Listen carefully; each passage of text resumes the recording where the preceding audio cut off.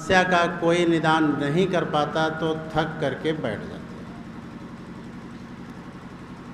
अगर किसी ने आपकी समस्या का, आपकी कठिनाई का निवारण कर दिया तो आप उसके भक्त बन जाते हैं।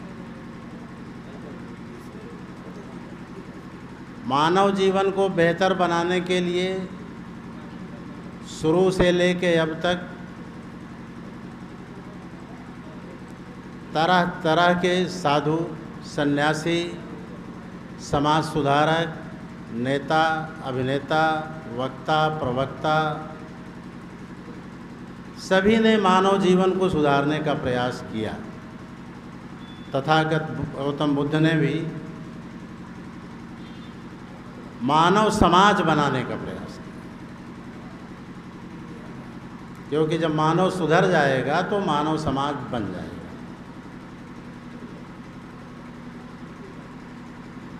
अब इसमें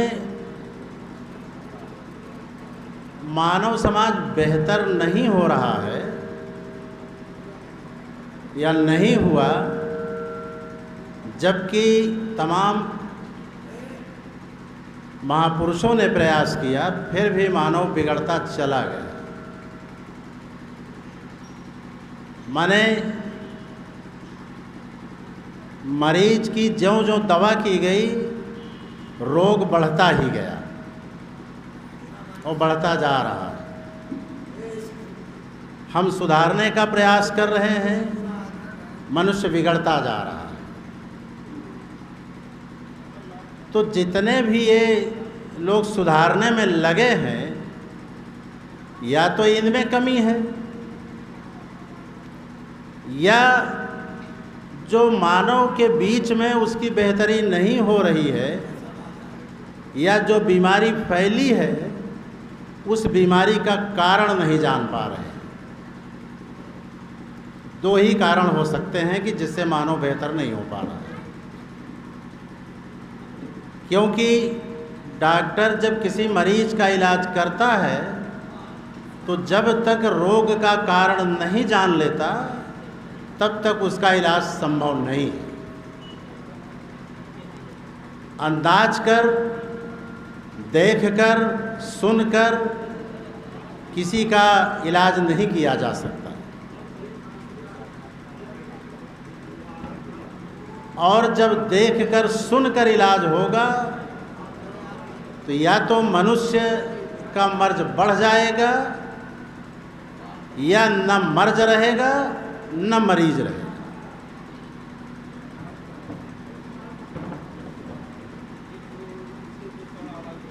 अथक प्रयास करने के बाद जब मनुष्य का जीवन बेहतर नहीं हो पाता तब अध्यात्म की शरण में जाता है, और उस अध्यात्म की शरण में जा कर के अपने मस्तिष्क को कुंठित कर, इतना मैंने खाद डाला, इतना बढ़िया बीज डाला, सिंचाई भी किया, आखिर क्या बात है कि उत्पादन भरपूर हमको नहीं मिला। उसका कारण तलाशते हैं। हम पढ़ते हैं, पढ़ने के बाद जब हम किसी नौकरी की तलाश में निकलते हैं, कोई व्यवसाय करना चाहते हैं, सफल नहीं होते, तो हम ये मान कर चलते हैं कि यह मेरे भाग्य में ही ऐसा लिखा था।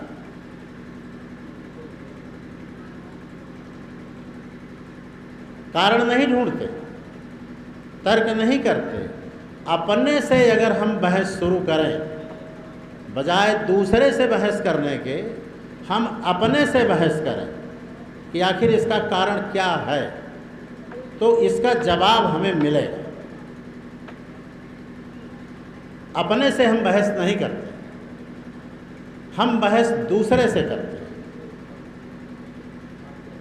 जिसके कारण हम उसका सही रास्ता नहीं ढूंढ पाते।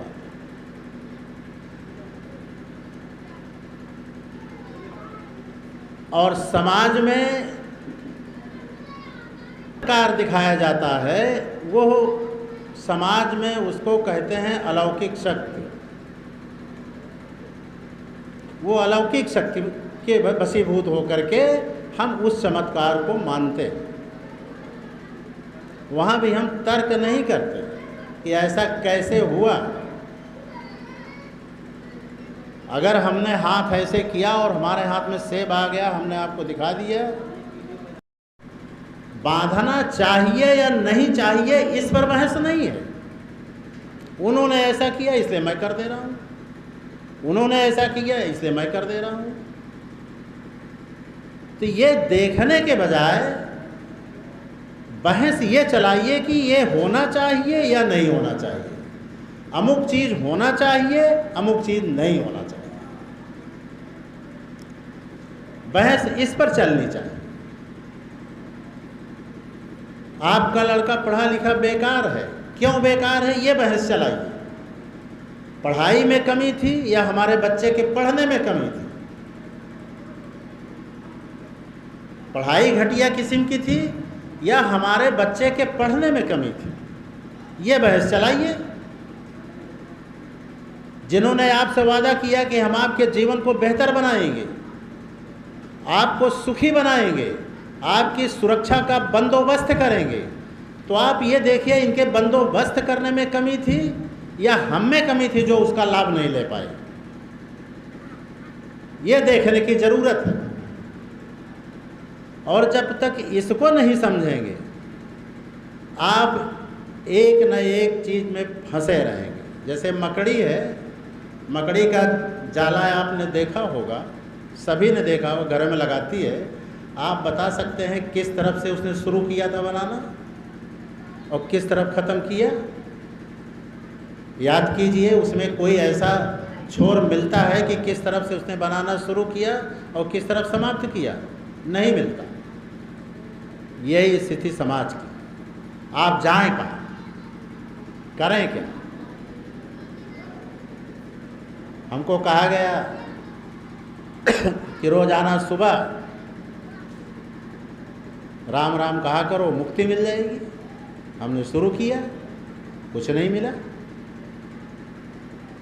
हम राम के भक्त, आप हनुमान के भक्त, कुछ नहीं हुआ। कोई शिव का भक्त, कोई शंकर का भक्त, कोई किसी का भक्त। इन्हीं सारी चीज़ों में आपका जीवन निकल जा रहा है। इसी भक्ति करने में, अपने आप से बहस करने के बजाय आपका सारा जीवन इसी भक्ति में निकल जाएगा। इसको अंग्रेजी में ब्रेन वॉशिंग कहते हैं। मस्तिष्क बदल दिया गया। जो कुछ बचा खुचा था आपके कोर्टेक्स में, मस्तिष्क में, जो सोचने विचारने का काम करता है, वो भी समाप्त कर दिया। हमसे बेहतर जानवर है जो न कमाते हैं, न वोट देते हैं, न घर बनाते हैं और बेफिक्र हो करके घूमते हैं, बेफिक्र होकर रहते हैं। जगदेव बाबू बिहार में जब सिंचाई मंत्री थे तो प्रोफेसर जयराम प्रसाद सिंह उनसे मिलने गए। जयराम प्रसाद जी प्रोफेसर थे। तो जगदेव बाबू ने इनसे एक सवाल किया, नौकरी क्यों करते हो? एक प्रश्न किया कि नौकरी क्यों करते हो? उन्होंने कहा नौकरी करते हैं इससे बाल बच्चों का लालन पालन अच्छा हो जाता है, इसलिए नौकरी करते हैं। कहें तुम तो जानवर से बदतर हो, कुत्ते बिल्ली तो नौकरी नहीं करते हैं, तुमसे बढ़िया अपने बच्चों का लालन पालन करते हैं। कोई उनके बच्चे पर हमला नहीं कर सकता और भोजन इकट्ठा करके लाती है कहीं न कहीं से कुतिया और अपने बच्चे को दूध पिलाती है, स्वस्थ बनाती है। तुम मनुष्य के लिए क्या करते हो? मनुष्य हो, मनुष्य के लिए कुछ करते हो कि नहीं करते हो? इसका उत्तर वो नहीं दे पाए। नौकरी छोड़ दी और इन्हें सजा मिली और पकड़ा किसने? राजा की पुलिस ने। तो इन लोगों ने राजा की पुलिस को राक्षस कहा, जबकि रक्षते इति राक्षसा, जो रक्षा करे वो राक्षस है। जो हमारी रक्षा करता है उसको राक्षस समझिए। संस्कृत में लिखा हुआ है। ये दिन के बजाय जब रात में चोरी करने लगे तो पेट्रोल कार घूमती थी, उस जैसे आजकल, उस जमाने में रात में फिर पकड़ा तो इनको निशाचर कहा। निशाचरित निशाचरा, रात में जो विचरण करे वो निशाचर है। माने ये दिन और रात स्वच्छंद होकर रहना चाहते थे। स्वच्छंद होकर के चाहे जहाँ लूटें, चाहे जहाँ खाएं, चाहे जहाँ रहें, चाहे जिस वेश में टहलें, ये इनकी आदत है। और आज भी समाज को मूर्ख बना करके और आपके पूर्वजों का इतिहास झुठला करके कि आपके पूर्वज तो कुछ थे ही नहीं, जो कुछ हैं हम लोग हैं। सारे आगे जो लड़के इतिहास पढ़े होंगे, तथागत गौतम बुद्ध के समय 10 गणराज्य थे, 16 महाजनपद थे, 4 राजतंत्र थे, और वो सारे के सारे शूद्रों के थे, आप ही के थे, कमेरों के थे। ये लुटेरों के नहीं थे, वो कमेरों के थे। इन्होंने अपने साहित्य के बल पे वेद पुराण की रचना करके, यही रामलीला करके, जगह जगह घूम करके, नाच करके, ड्रामा करके प्रचारित किया और हमारे मन को भ्रमित किया और हमारे इतिहास को भुला दिया और अपने मकड़ जाल में फंसा लिया। जब उस मकड़ जाल में हम फंस गए और थोड़ा जानते भी हैं, थोड़ा नहीं भी जानते हैं उसके संबंध में, तब हमें एहसास होता है कि अब किया क्या जाए, जाएं कहाँ हम। तब ये प्रश्न आता है, मानव जीवन बेहतर बने कैसे। अपने पूर्वजों को हम क्यों भूल गए। ये 10 गणराज्य जो थे, इसमें कोई राजा नहीं था, सभी राजा थे। कपिल वस्तु के शाक्य थे, अलकप्य के कुली, पिप्पिल बन के मोरी, वैशाली के लिच्छवी, कुशीनारा के मल्ल, ये सब गणराज्य थे। और 16 महाजनपद जो थे, जो प्राचीन इतिहास पढ़े होंगे बीए में, उनको पढ़ाया होगा कि 16 महाजनपद थे, बड़े बड़े, अंग, मगध, काशी, कौशल, बज्रमल, चेद, बस्त, हस्सा, कवंत, गांधार, पांचाल। ये जो कंधार है आपका, जिसको जहाँ तालिबानी हुकूमत है, यहाँ तक आपका राज था। जो बाद में कंधार बन गया, ये गांधार था। तक्षशिला आज पाकिस्तान में है। ये सब आपका था। आप ही के पूर्वज शिक्षा देते थे।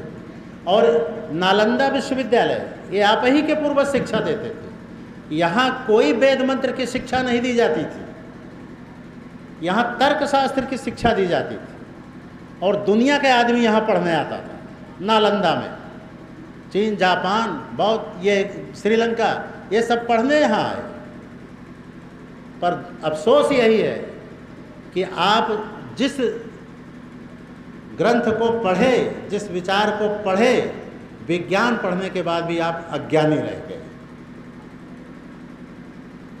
आप विज्ञान पढ़ने के बाद भी आज की तारीख में अज्ञानी हैं। कारण यही है, जबकि विज्ञान विज्ञान होता है, अज्ञान अज्ञान होता है। पर ज़्यादा बहस करेंगे तो ब्राह्मणवाद जो है, धर्म और विज्ञान, अज्ञान और विज्ञान का समझौता कराता है। जबकि अज्ञान अज्ञान होता है, विज्ञान विज्ञान होता है। समझौते की कोई बात नहीं होती। विज्ञान कभी झूठ नहीं बोलता। अगर झूठ बोलता है तो बात को स्वीकार कर लेता है कि ये बात गलत साबित हो गई है। लेकिन धर्म में एक चीज़ डाल दी जाएगी तो फिर पीछे हटने का नाम नहीं लेगा। है तो है, उसमें कोई संशोधन नहीं हो सकता। कैसे जीवन बेहतर बनेगा। सरकार ने घोषणा किया कि हम आपको खेती के मूल्य का दूना भाव देंगे 5 साल में। आप प्रसन्न हैं। 2017 की घोषणा है, याद रखिएगा। 2019 की लोकसभा के चुनाव के समय याद रखिएगा। 24 में चुनाव होगा लोकसभा का। दूनी कीमत कही गई है देने के लिए। 19 का रेट रखिए अपने पास, धान, गेहूँ, गन्ना, सब चीज़ का।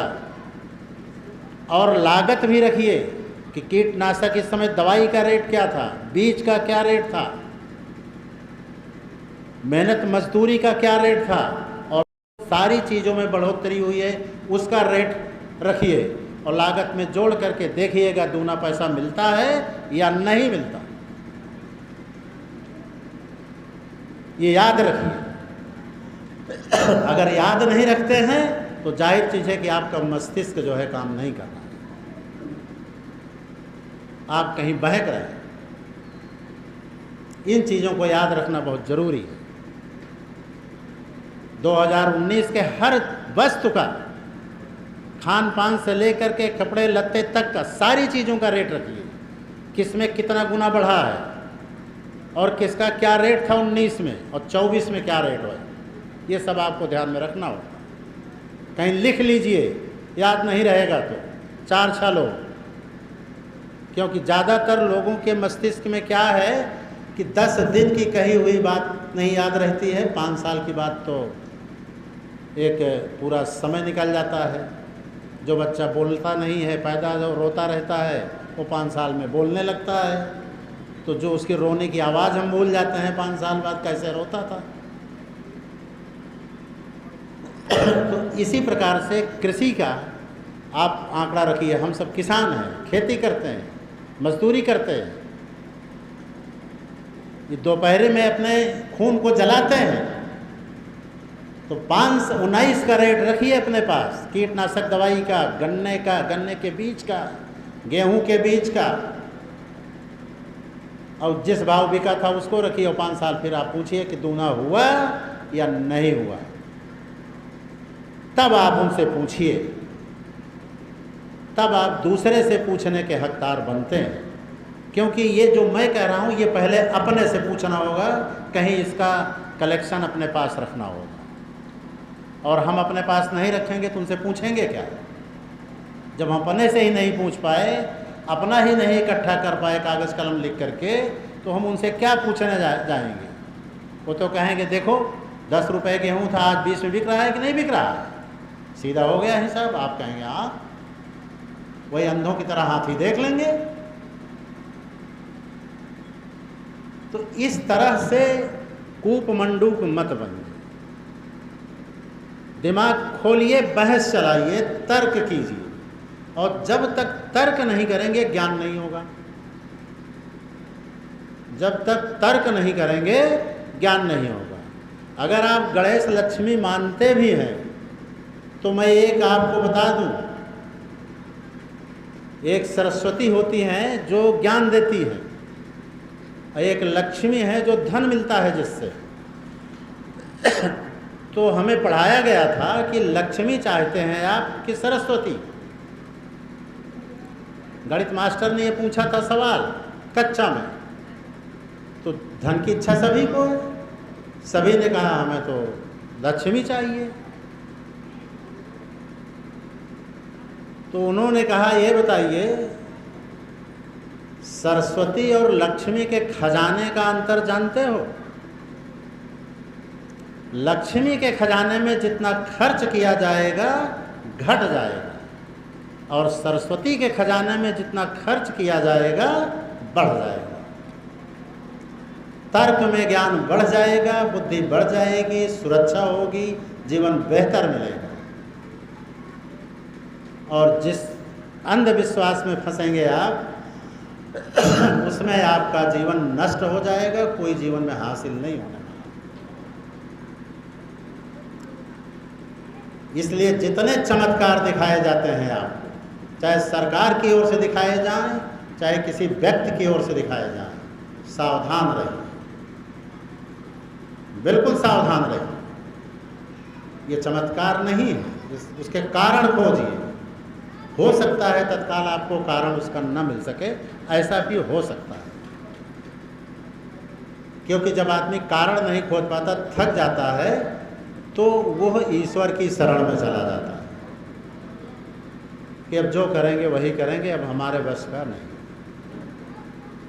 और जैसे उस शरण में गए तो जो ईश्वर के ठेकेदार हैं वो आपके करीब तक आ गए आपको ठगने के लिए। ईश्वर के करीब बहुत लोग हैं जो ठगने का काम कर रहे हैं, ये बहुत एजेंट हैं जो मोक्ष पहुंचाने का काम कर रहे हैं, वो अपने मकड़ जाल में आप, इसलिए बहस चलाइए। तथागत गौतम बुद्ध ने भी यही कहा कि जानो तब मानो।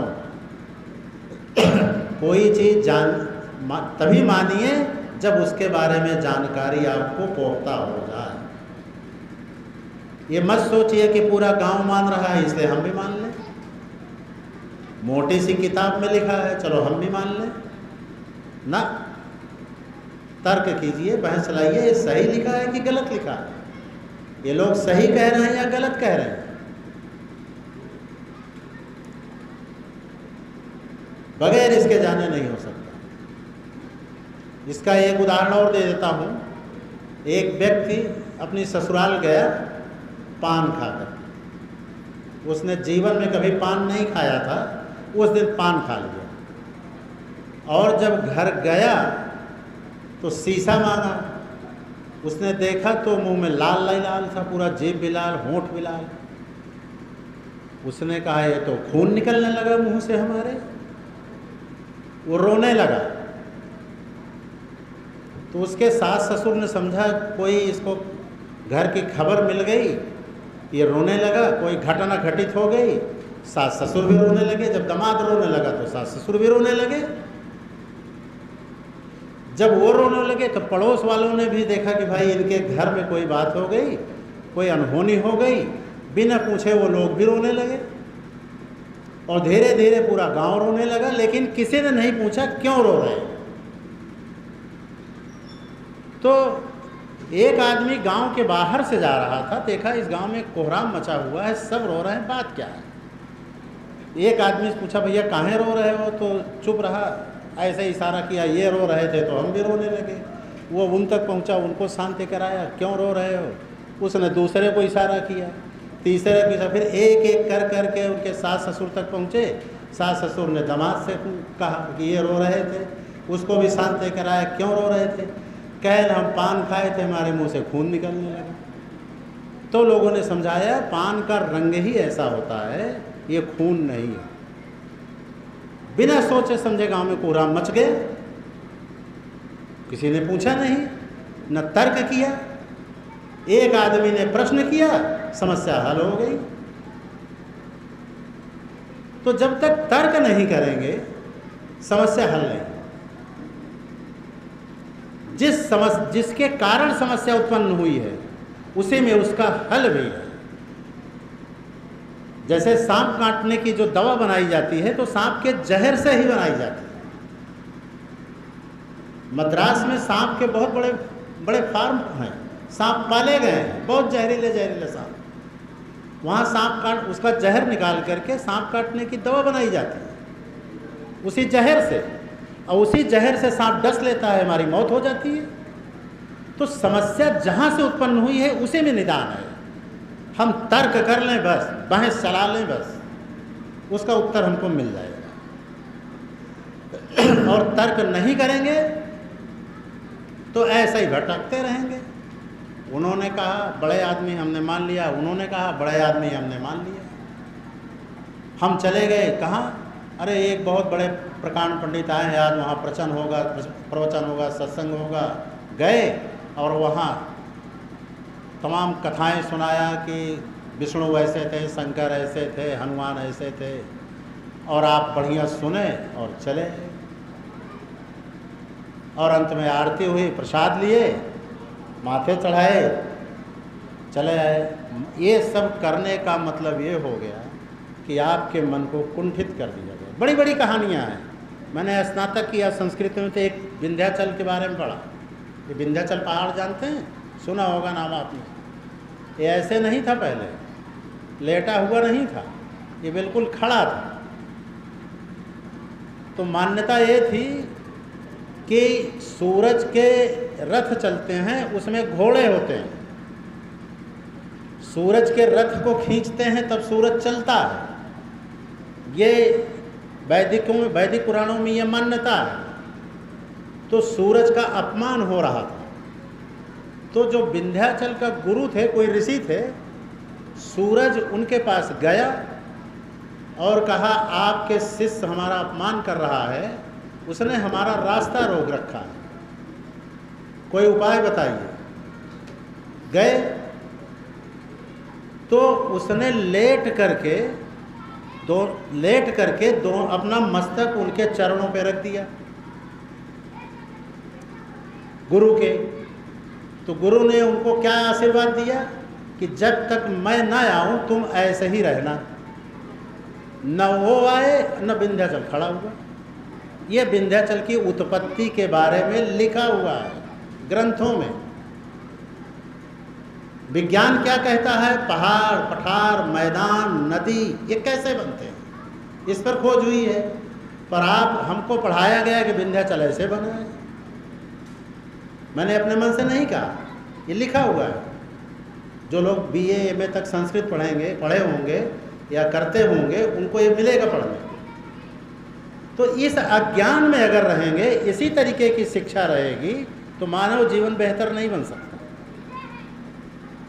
मानव जीवन तभी बेहतर बन सकता है जब आप तर्क संगत ज्ञान हासिल करेंगे, और बिना तर्क के ज्ञान नहीं हो सकता। आप अगर मानते भी हैं सरस्वती को, तो सरस्वती की तरफ बढ़िए, लक्ष्मी की तरफ मत बढ़िए, जहाँ से आपको अच्छा खजाना मिलेगा, जिससे आप कई लोगों को प्रकाशित कर देंगे। आप ज्ञान प्राप्त कीजिए। अब इसी के साथ हम अपनी बात खत्म करते हैं।